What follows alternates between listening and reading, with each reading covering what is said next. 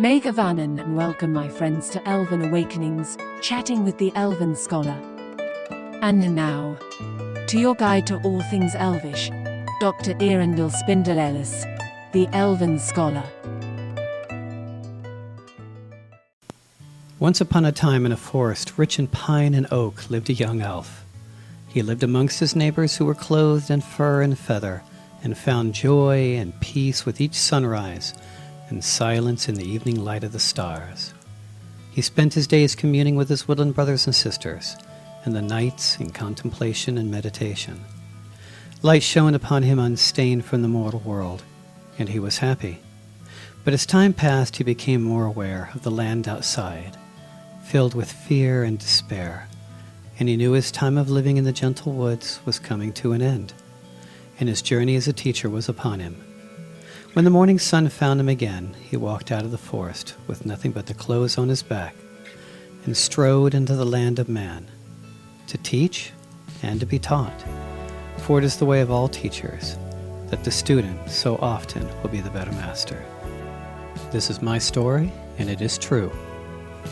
My name is Erendil, and I am the Elven Scholar.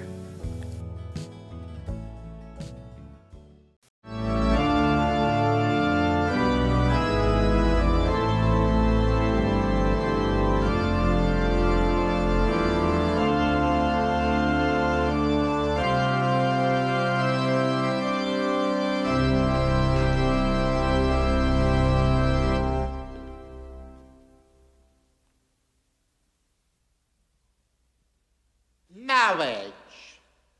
Marriage is what brings us together today. Marriage, that blessed arrangement, that dream within a dream. Stand your ground, men! Stand your ground!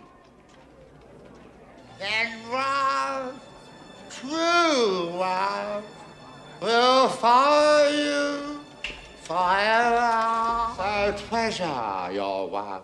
Skip to the end. Have you the wind? Here comes my Wesley now. Megavana, my elven fae and otherkin family. I hope you enjoyed the previous little audio clip. It is from one of my favorite movies, The Princess Bride, a cute tale about unconditional love. So that's what we're going to be talking about today. And as a nod towards Valentine's Day tomorrow, I wanted to go ahead and do a show on Elven Love. Okay, exactly what is Elven Love and how can you achieve that? And end all be all, it is unconditional love. And for a lot of people, they feel that that is unattainable. It is just a fairy tale. And I can tell you from experience, it is attainable. You can find it in your life. And you have to be willing to let go of your ego. And unfortunately, for most people in this world, that is considered an impossibility. So we're going to talk about unconditional love today and how you can find it and how that relates to being an elf. I mean, one of the most important aspects, I mean, that's really what our show is all about, as well as my YouTube channel, The Elven Scholar, is end all be all is about reawakening to who you are, to recognizing that you are an elven fae or otherkin soul, that is your true nature.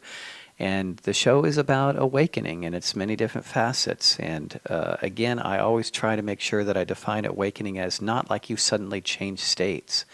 It's simply the realization of who you truly are. And one of the most important ways you can reach that is to reawaken, is to remember who you are, is how you express love. And so again, we're going to talk about unconditional love and what is it. And so let's get started. All that is gold does not glitter. A very popular phrase from J.R. Tolkien. And in this case, we're talking about because you might think you're in love. Okay, is it really love? Just because it looks like gold, because it looks like love, does it really? Is it really love? And unfortunately, in most cases, it's sad to say that it is not true love. And it is because of the ego, because your ego is looking more at self-reward instead of what you can be doing for other people. And again, the more unconditional that you can give love in this world, the more likely you're going to wake up to who you are. Okay, and so let's go ahead and get started, and I'll see if I can define it a little bit better for you. Okay, let's do the quick, what is not unconditional love? All right. Okay, first of all, it is not your ego. You must be able to give it unconditionally to expect to get it back. Other things are no expectations. Do not expect a reward because you give love that you expected in return. Many mistake attachment for love, the clinging fear of loss, being alone. There's also a difference between I love you and I want you to make me happy versus I love you and I want you to be happy. One of the most important aspects of unconditional love is no expectations, letting go. You put it out into the world and you let it go where it will and let it grow where it will. There's a series of wonderful little cliches, quotes that I'll go ahead and give to help a little bit here, and then I'll define it in greater detail. Gautama Buddha said, in the end, only three things matter: how much you loved, how gently you lived, and how gracefully you let go of things not meant for you. You know the old cliche, if you really love something, let it go. If it comes back to you, it was meant to be otherwise. You know the cliche. In the end, only three things matter: how much you loved, how gently you lived, and how gracefully you let go of things not meant for you. Alaric Hutchinson said, unconditional love is the outer expression of inner peace. How can you expect your outer world to be chaos-free and full of love if it's not that way inside of you? Edmund Bucca said, true unconditional love starts from you to you. Stop waiting on others to give it to you. You know, it's another cliche is self-love, to be able to love others unconditionally, and self-acceptance. You cannot accept someone else if you can't accept yourself. Unconditional love starts with yourself. And that is an incredibly difficult thing, I know, for a lot of people to do. I've mentioned this once before. I had a patient some years back. He had a wonderful diet. He was actually very healthy, but he was remaining sick. And so we actually did some counseling during his appointment when he came into the clinic. And he admitted it, end all be all. He could not forgive himself for something he had done years ago. And because of that, it just ate away at him. You know, it causes stress. I mean, biologically, we know that it tears down your adrenals, which tears down your endocrine system, your hormonal system, tears down your immune system, and you can remain sick. And of course, that is one of the key ways of opening yourself up to cancer, because of the living in darkness, you know, letting your mood be more predominantly dark than happy. And he would not forgive himself. You know, and I told him, I said, a lesson I learned a long time ago. Guilt is valuable for about 5-10 seconds. And slaps you in the face and says, okay, what you did wasn't cool. Okay, learn from it, move on. But there are some people that will not let go of their sadness. So I'm going to go ahead and relate a little story about this. This is a very ancient story about letting go of your sadness and not letting it rule your life. Once a monk was addressing a gathering of people. Just then a person asked him, "Sir, how can we forget the old sad memories?" The monk said, "Wait for some time. I will answer your question." Saying this, the monk again started addressing the people. Just then, during the talks, the monk told a joke to the people in the meeting. They all roared with laughter. After a few minutes, he told them the same joke again. And this time, only a few people smiled. And after some time, he told them the same joke, and again for the third time. But no one laughed or smiled this time. The monk said, "What's the matter? Don't you like the joke?" "Why are you not laughing?" People said, "Sir, how can one laugh at the same joke again and again?" The monk said, "If you cannot laugh at the same joke again and again, then what is the point of getting sad again and again by remembering the same event of the past? There was complete silence in the assembly. Then the monk said while explaining to the people, just as we cannot laugh at the same joke again, in the same way, by remembering the events of the past, there is no reason to be sad again and again. If you really want to enjoy life, then never focus your attention on the sad memories of life, but always focus your attention on the happiness you found in your life. If we look into our lives, we will find that this is what happens with most of the people. Most people keep getting sad by remembering the bad events that happened in their past. But they forget that the events in the past are over with the past. They're gone. It's no longer here. These circumstances no longer exist in the present, and nor can we do anything about it. It will give us nothing but sorrow. Therefore, always try to live in the present moment, because one who lives in the present is always happy. All right, so the first step in finding unconditional love and defining it for yourself, to finding that within your elven nature to help you reawaken, which then would allow you to help others, is to forgive yourself, to find that self-love, to love yourself unconditionally. You are so rare, so special. You don't have to be like other people, and you're not supposed to be. This wonderful journey in life is to discover who you are, that special note and that great song of life, what you are. So again, true unconditional love starts from you to you. Stop waiting for others to give it to you. Go ahead and give it to yourself. And Buddha went on to say, love the whole world as a mother loves her only child. So part of unconditional love is, again, without expectation, without judgment. You can't change anyone else. You can only love them for who they are, and then let it go. Mother Teresa said, intense love does not measure, it just gives. In other words, we don't judge someone by our standards. We just give it. Well, I'm going to go ahead here in just a moment and play a couple of stories. One gives you a great example of what is not unconditional love, and another one is a true story about a little boy and little girl and is a shining example for unconditional love if we could all just do it ourselves. But before I do that, I'd like to go ahead and read some prose and poetry from Khalil Gibran, an amazing poet and author from the Middle East back in the early 1900s. And I'm going to be quoting from a book called The Prophet. I imagine some of you probably know about that book. It is an amazing book if you haven't read it already. Very short book, full of questions being asked of this one prophet, I guess you could say, or master, and his response to them, answering what he felt was love. So here's an excerpt in The Prophet. Then said Amrita, speak to us of love. And he raised his head and looked upon the people, and there fell a stillness upon them. And with a great voice he said, when love beckons you, follow him, though his ways are hard and steep, and when his wings enfold you, yield to him, though the sword hidden among his pinions may wound you. And when he speaks to you, believe in him, though his voice may shatter your dreams as the north wind lays waste the garden.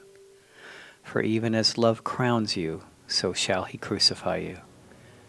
Even as he is for your growth, so he is for your pruning. Even as he ascends to your height and caresses your tenderest branches that quiver in the sun, so shall he descend to your rocks and shake them in their clinging to the earth.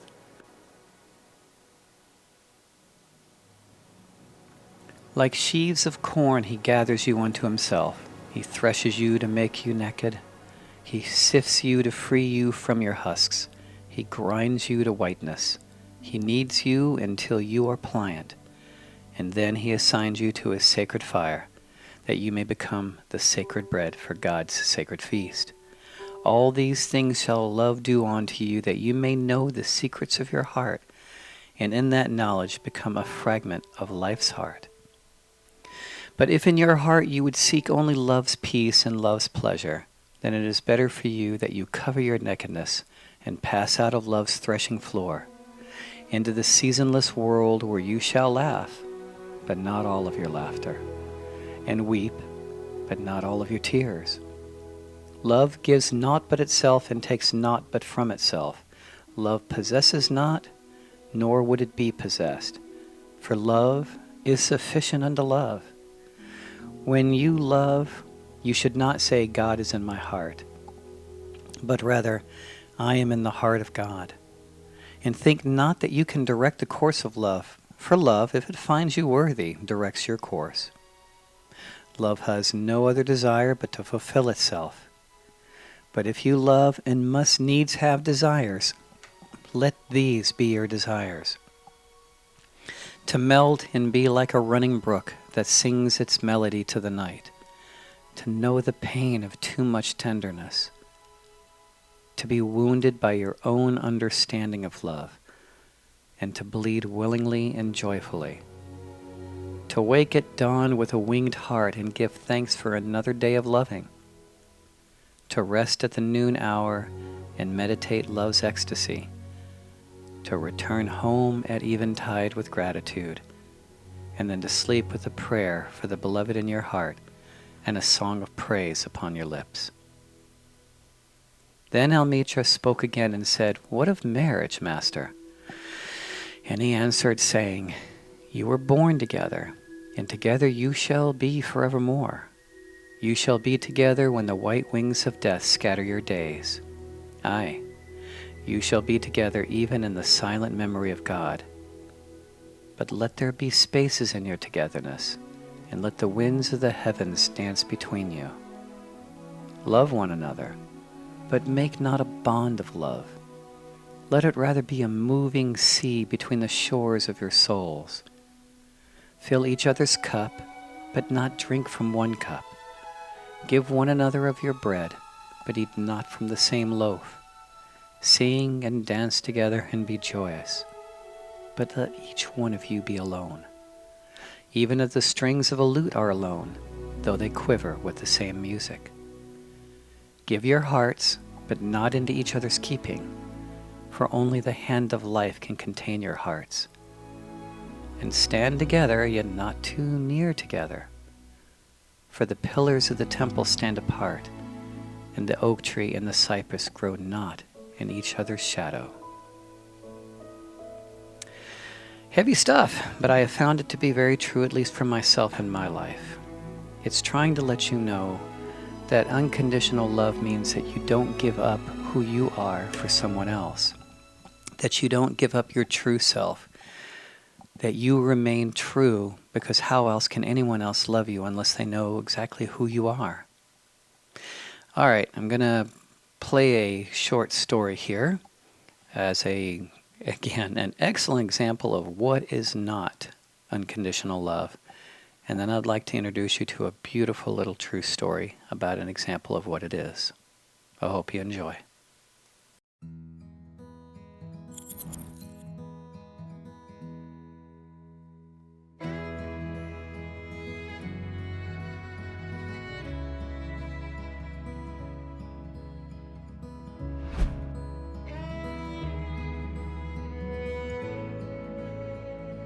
One day, after Buddha passed away, there was a king named Usika. He was very kind, and his government was very compassionate. He had a son with eyes as beautiful as the kunala, an Indian bird famous for its beautiful eyes. Because the king liked this kind of bird, he named his son Kunala. When Prince Kunala grew up, he was very handsome. His conduct was proper, and he was very kind. King Usika was a devoted Buddhist. One day, the king brought his son to a temple, and he asked a monk named Yasa about the Buddhist teachings. Yasa looked at the young prince and said, "Human life is impermanent. A body goes through the stages of birth, aging, illness and death. And human life is filled with impurity. Who can have the beauty of youth forever? All these are illusions. In the same way, Although the prince's eyes seem beautiful, they are actually full of filth and the source of trouble. The prince was quite puzzled. Everyone always praised him for his beautiful eyes, but why would the monk say that they were dirty and the source of trouble? These words kept whirling around in his head. There were many concubines in the king's palace. One young lady was deeply attracted by Kunala's good looks. When she saw him sitting alone in the garden one day, she started to fondle him, trying to seduce him. But the prince was a righteous person and could not agree to such behavior.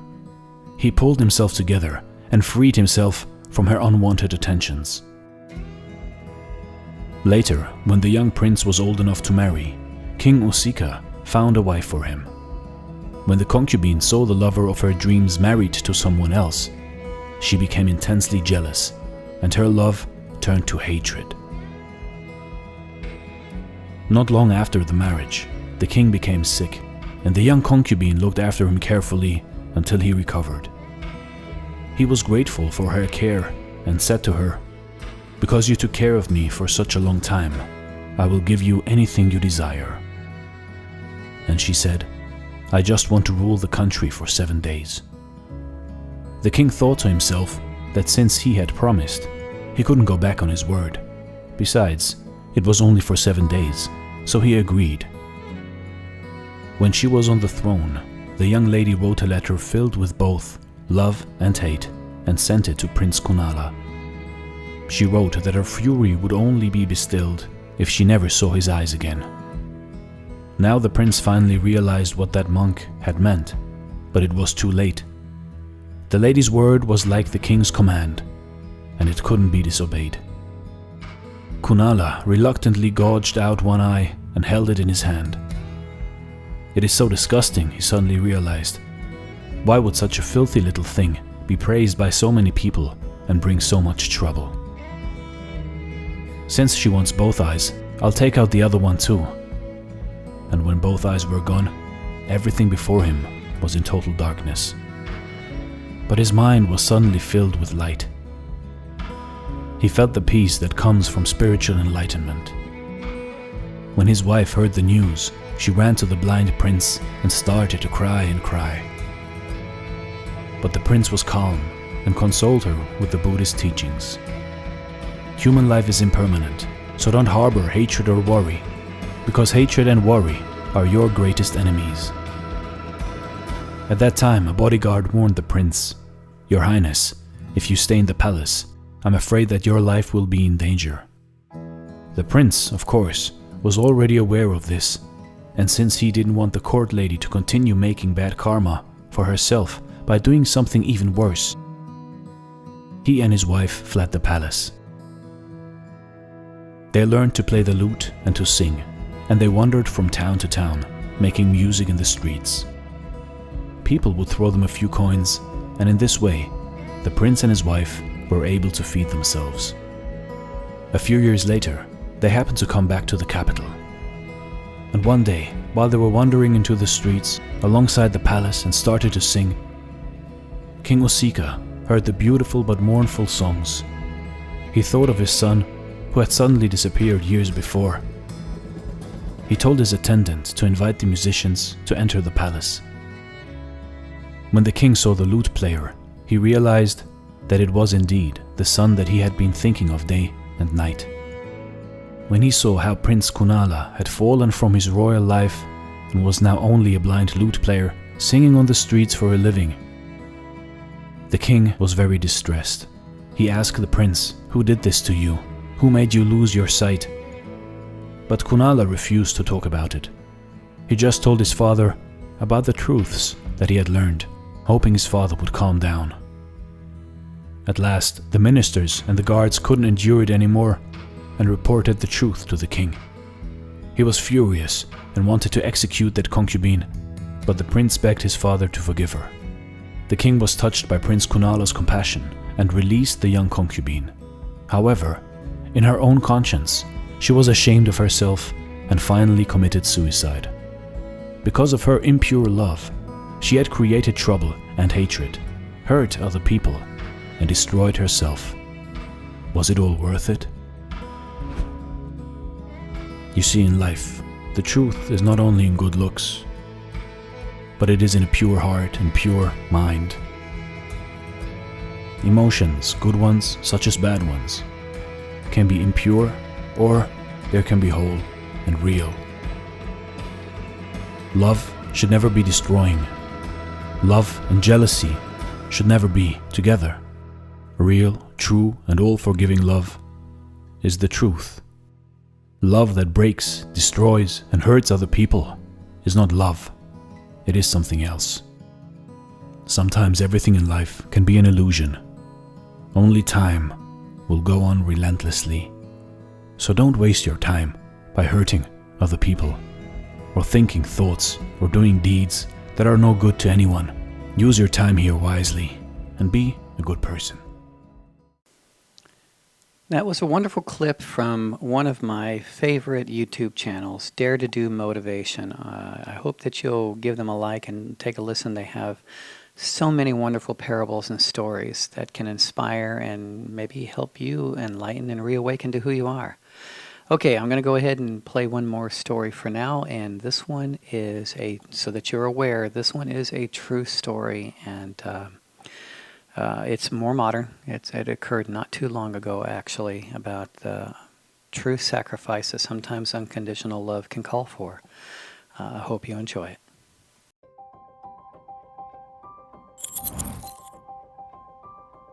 Once upon a time, a little girl was ill in hospital with a rare blood disorder and was badly in need of a blood donor. But a match could not be found. As a last resort, her 6-year-old brother was checked as a match, and much to everyone's relief, he was. Both his mother and doctor sat the little boy down and explained how they would like his blood to help his sister so she would not die.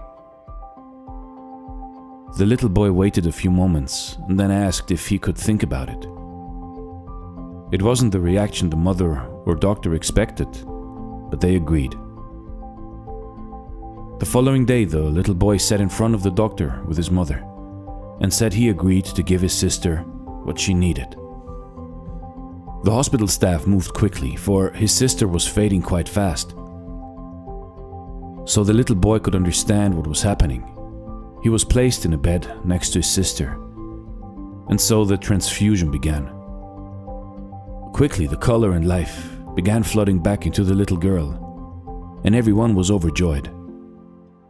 The little boy turned to the doctor and quietly asked, "How long will it be before I die?"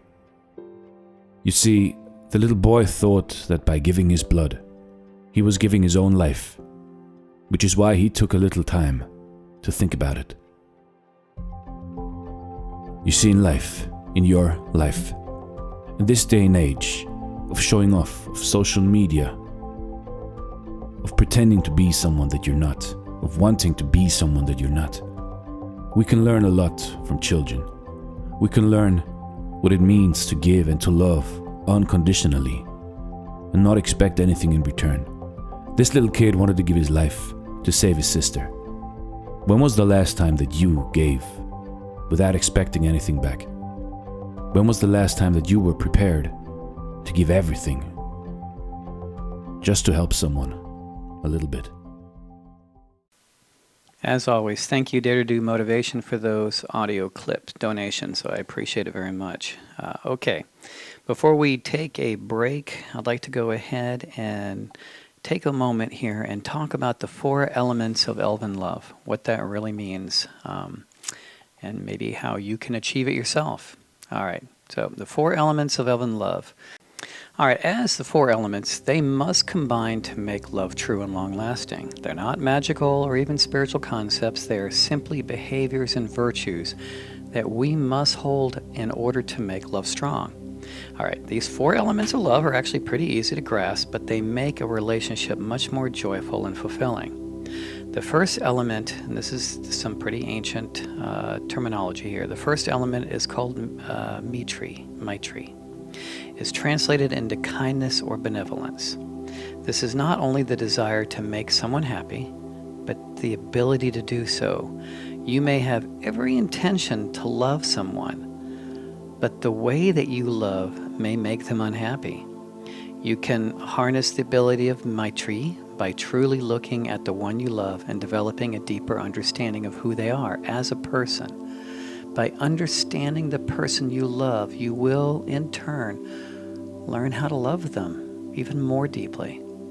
This understanding is based on the ambitions, the desires, and the troubles of your love. Take time to be attentive and observe your love. Listen to their words and ask them about their hopes and ambitions. Learning more about your love helps to open the door to understanding them and how to love them in a meaningful and fulfilling way.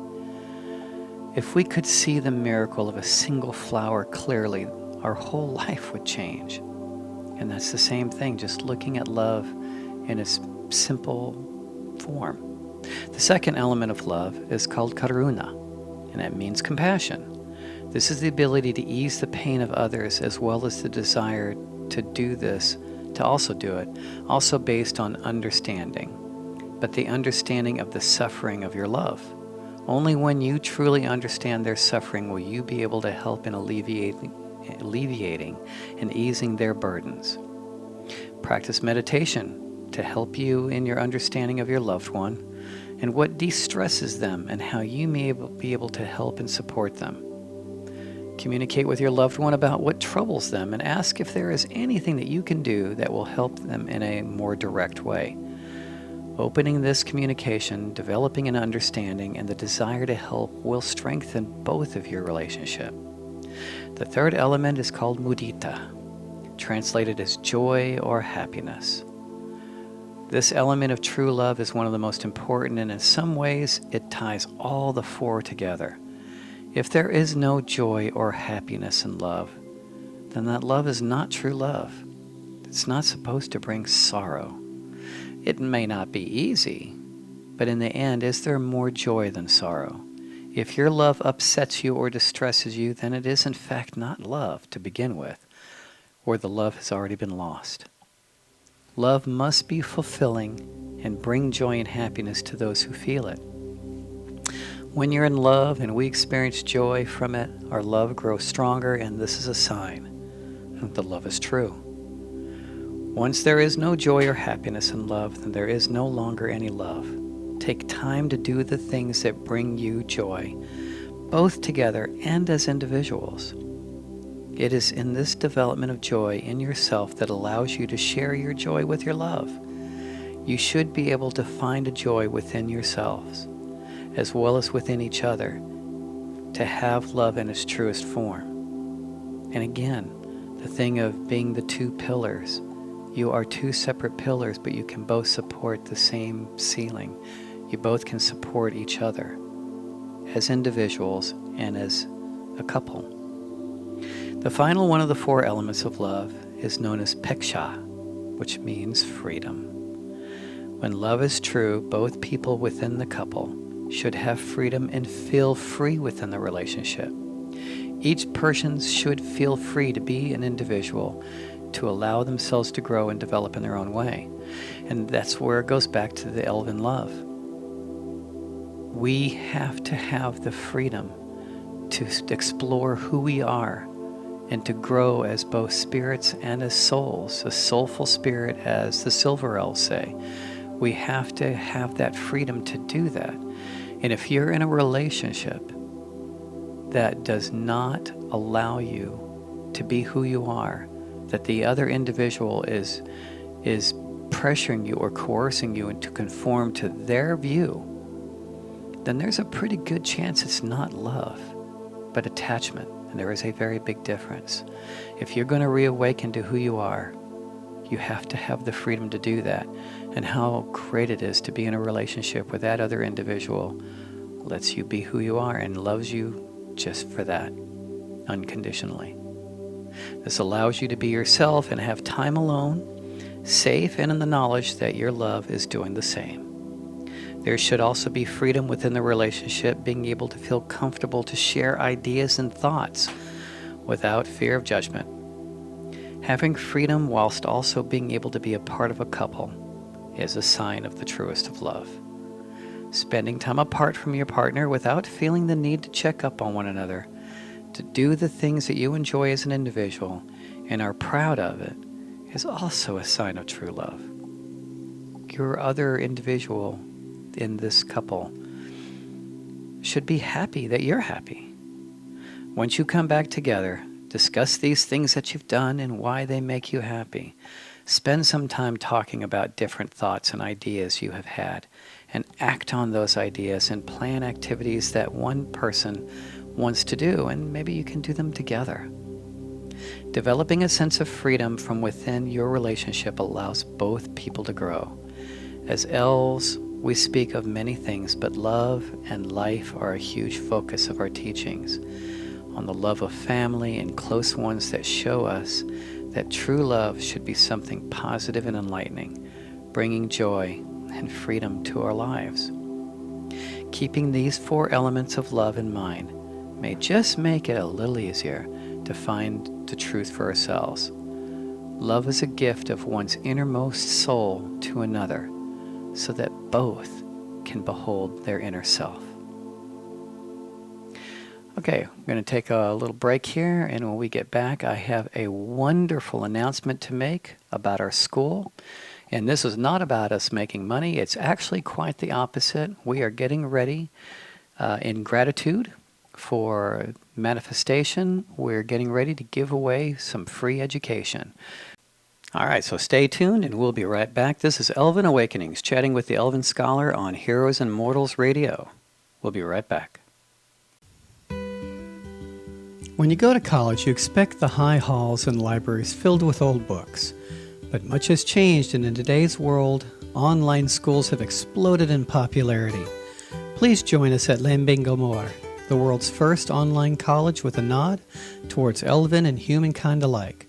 With Lambengomor, you can start a new career or a new life in the holistic health field. Learn a new elven language, study history and culture or the environment.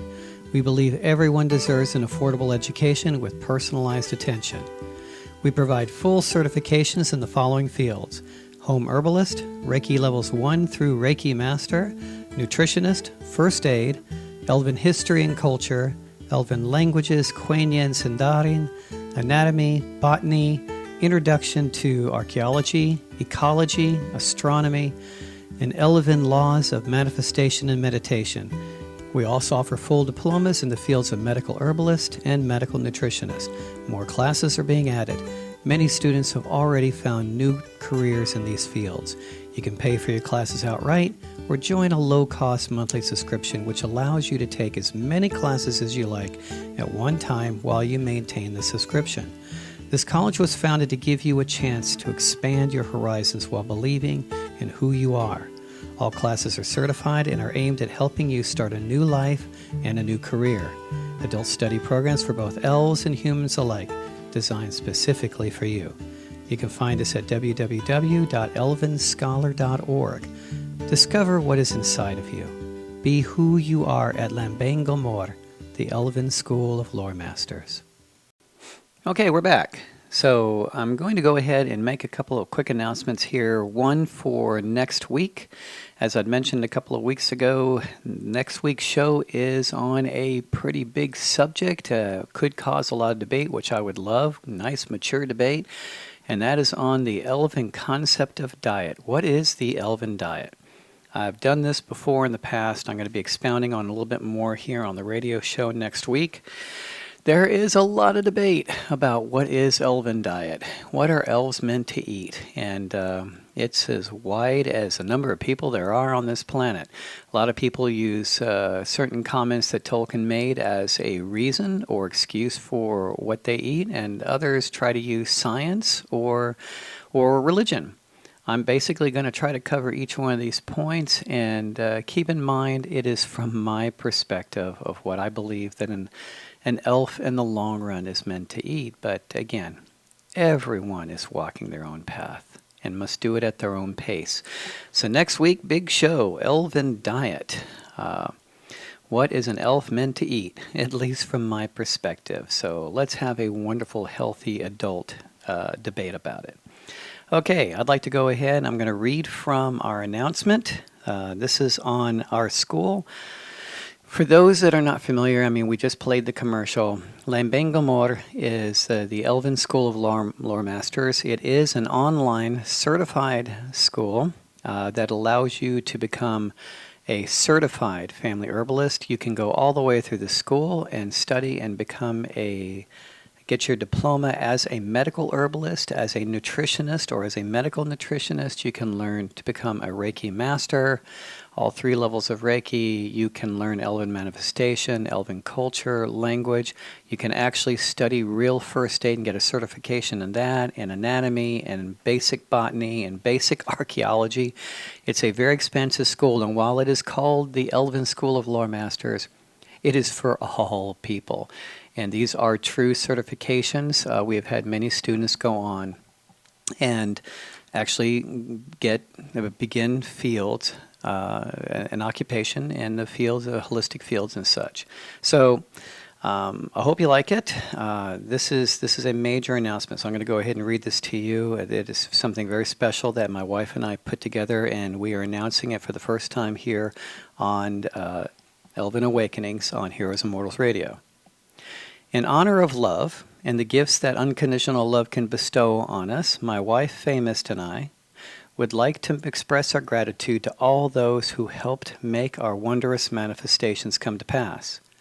While manifestations are a special gift we acknowledge as those of elven kind, we also understand that they often come through the assistance of those who are in our lives. To express our gratitude in an effort to give back, we would like to help make at least a little of the dream of free education a reality. At Lambengamor, the Elven School of Lore Masters, we have spent almost 2 years now online, assisting students gain their certification as family and medical herbalists, certified nutritionist and medical nutritionist, Elven studies, botany, first aid, basic archaeology, anatomy, and so many other courses. For many of our students, they have gone on to start careers in the holistic medical field as well as other disciplines.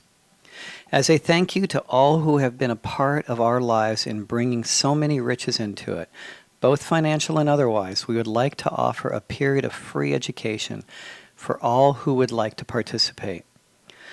Starting this weekend, for all students currently on a monthly subscription within the school, we will be pausing all credit card transactions for 4 months. You will receive the next 4 months at the online college free of charge. For anyone who is currently not a student, we are extending to you a special coupon that will allow you 3 months of free education at the online college. We have seen many students gain multiple certifications in that time if you are willing to commit and study hard and study a lot. During this time of free education at Lambengamor, you will have access to all of our classes as well as the instructor's aid.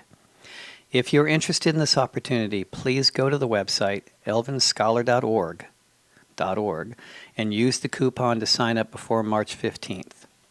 Current students do not need the coupon, as we will be automatically stopping all credit card transactions for subscriptions and extending your subscription for 4 months. Please feel free to take advantage of this opportunity. This is free education for anywhere from 3 to 4 months. You will have access to all of the courses. If you work really hard, you can gain certification within that period of time, at least in some of the courses.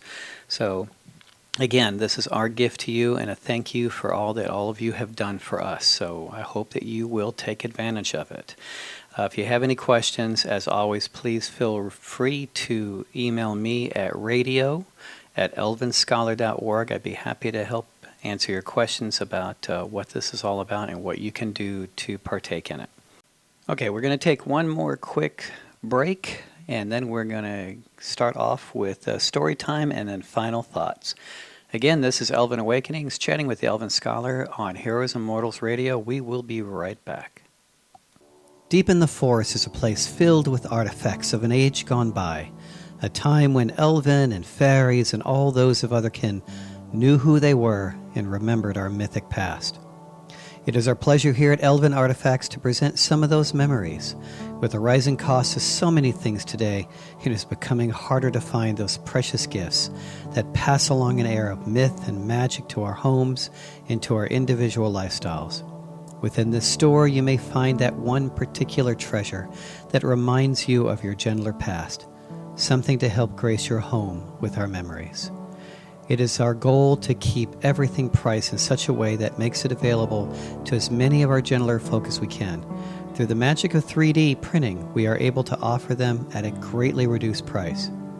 We are including Elven, Fairy, D&D, and other kin products such as statues, wall plaques, bathrooms, kitchenwares, musical instruments, smartphone accessories, clothes, and so much more. In keeping with our Elven traditions, all items are made from eco-friendly biodegradable materials. The plastic is made from sugarcane and bamboo. You're also welcome to customize your own artifacts. One of the most important features of this store is the ability that allows you to customize an item. You can have your name written in your language or in Elven, and even customize the images placed on the items. Please let us know what you're interested in designing, and we will try and help you again at an affordable cost. So please feel free to look us up at elvenscholar.org/store, and we'll do our best to help you find those memories that remind us of our true inner nature. Namaste. Okay, it's story time. And in kind of relation to the topic of the day, unconditional love, I've got a beautiful story that I'm going to go ahead and have told here right now. And it is the story, it's from Aesop's Fables. It's a story of the wind and the sun. And it does relate to unconditional love in the sense of, do we try to force a situation or do we try to use gentle persuasion to do it? There's usually two different ways we can react to life, as I've said so many times, through love or through fear. And it's how you approach life, how you approach those that come into your life. So I hope you enjoy it. The Wind and the Sun by Aesop's Fables.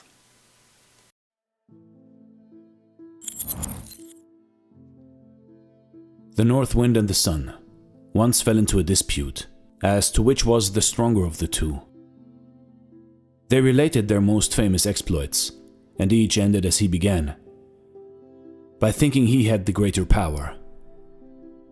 Just then, a traveler came in sight, and they agreed to test the matter by trying to see which of them could soonest make the traveler remove his cloak.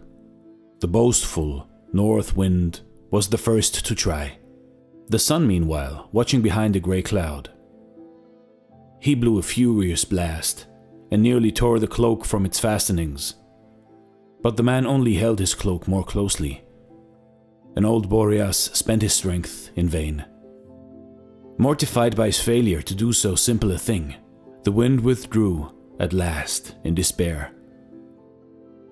"I don't believe you can do it either," he said. Then out came the kindly sun in all his splendor, dispelling the clouds that had gathered and sending his warmest rays down upon the traveler's head. The man looked up gratefully, but, growing faint with sudden heat, he quickly flung aside his cloak and hastened for comfort to the nearest shade. You see, in life, in your life, persuasion is often better than force. Because if you persuade somebody, there are two people working towards the same goal. But if you just use blunt force, maybe you will fail, and then you have made yourself a new enemy. So always remember, persuasion is better than force. Time for final thoughts. And I'd like to go ahead and wrap up this Valentine's Day special episode with the topic of, again, as always, we talk about letting go. And this one is about letting go of your securities, things that make you comfortable. I mean, I'm not saying that you should do this, but sometimes we become so attached to the comfortable, and it can cause us to miss out on so much on life.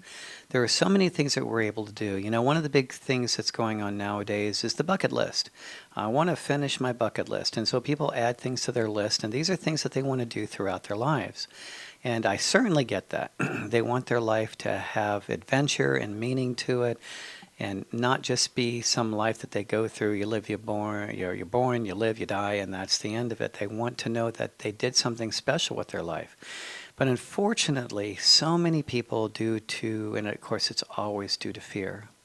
Due to fear, they don't want to step out of that little box. They don't want to step out of the comfort zone. And so many people, and again, I've seen it with patients over the past 20 odd years, they end up with regrets at the end of their life because they didn't take a chance. They didn't go out and explore and get outside their comfort zone and explore and see what life was all about. And so there's a beautiful little story here, and it's about the Buddha and the turtle. It's an old Buddhist story about the turtle and what can happen if you are not willing to take that chance and to stay only where you're comfortable because you don't want to look outside that door. It's a wonderful, sad, but a wonderful little story, and hopefully it will inspire you to step out that door, because as Bilbo so wonderfully stated one time. This is it. This is what? If I take one more step, it'll be the farthest away from home I've ever been.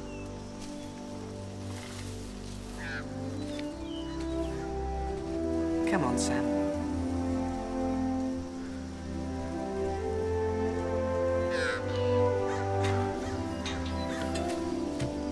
Remember what Bilbo used to say? It's a dangerous business, Frodo, going out your door, you step onto the road, and if you don't keep your feet, there's no knowing where you might be swept off to.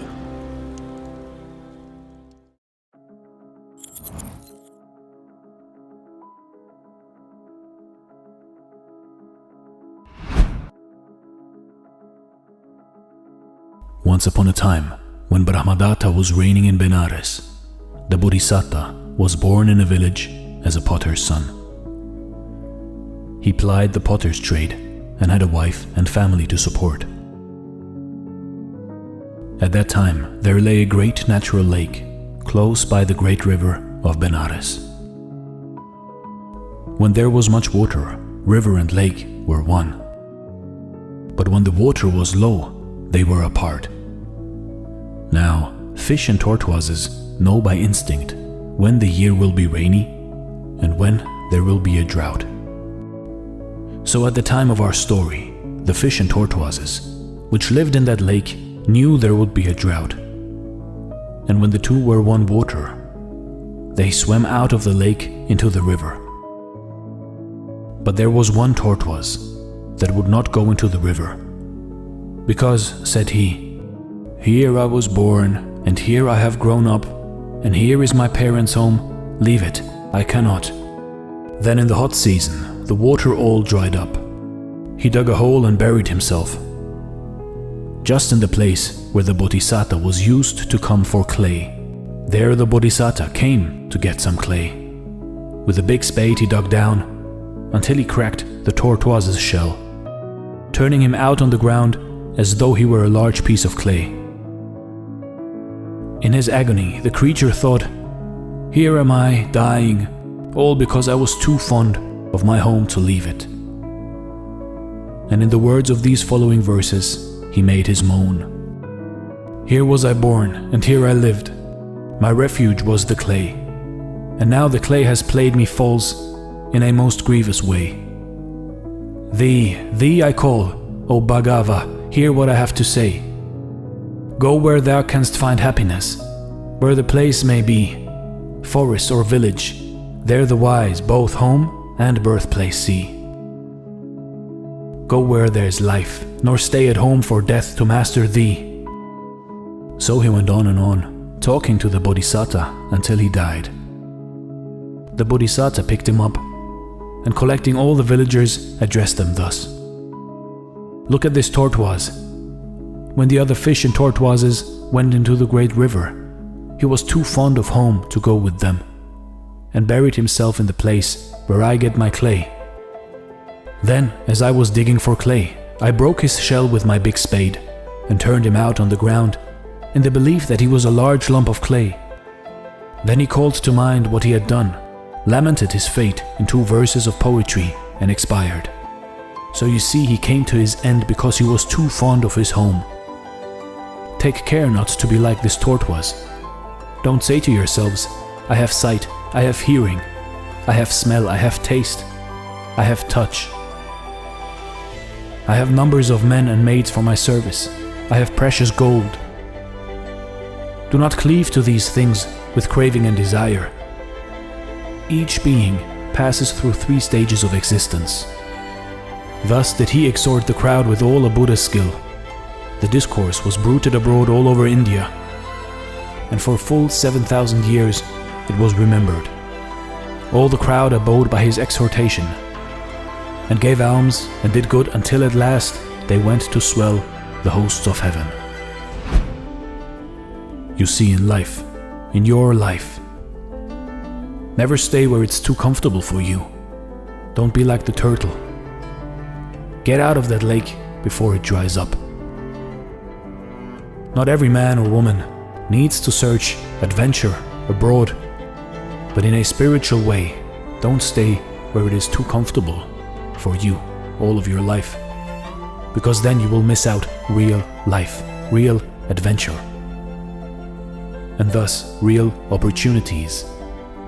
Get out of your comfort zone and make life hard for yourself so you grow strong and that nothing can faze you. Be courageous and live your life to the fullest.